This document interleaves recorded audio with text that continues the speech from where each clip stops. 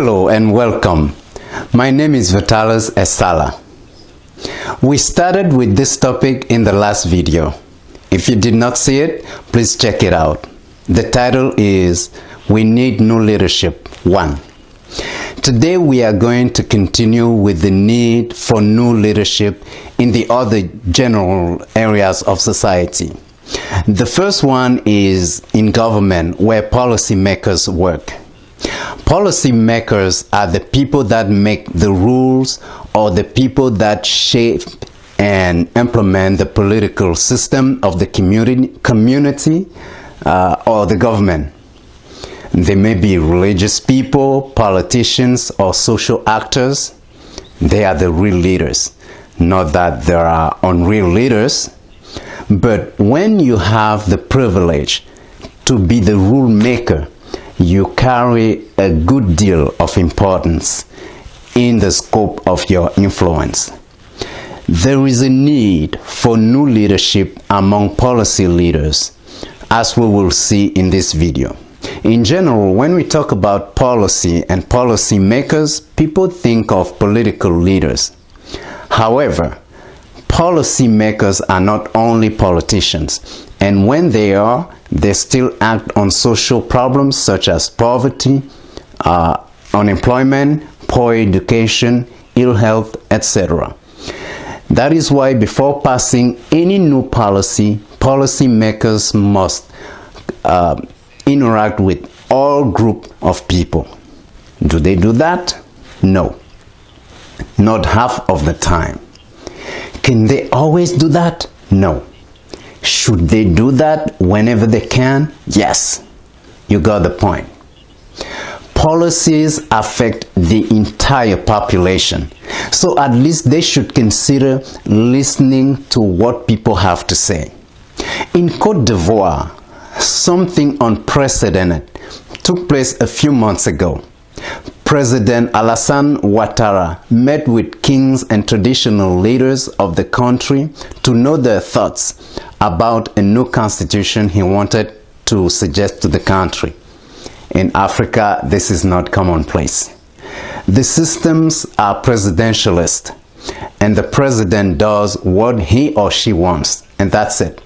So President Ouattara, while I'm not endorsing him here, impressed me in this way of doing things.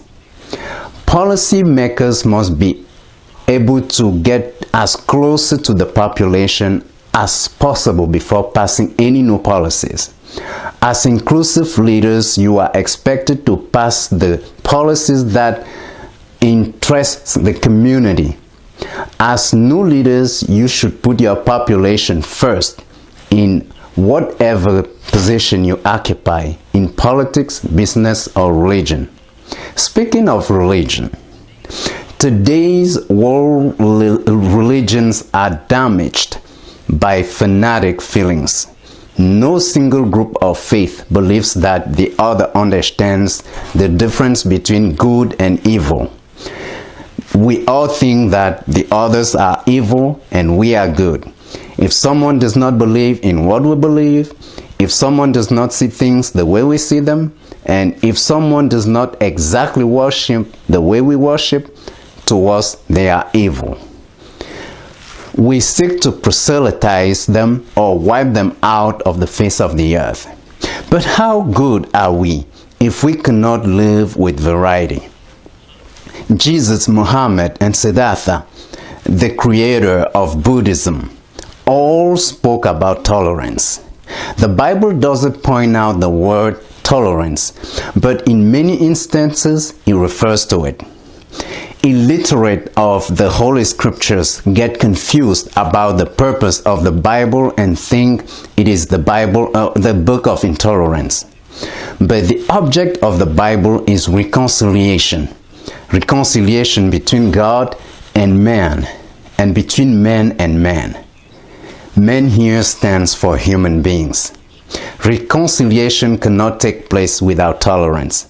That is why Jesus ate with those that were considered sinners.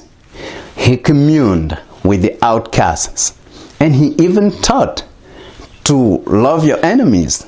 Who can beat that? Muhammad did not force people to convert to Islam. At least, his purpose was not to do so. Sayyid Muhammad Rizvi on Islam.org made a very impressive point on the role Islam had.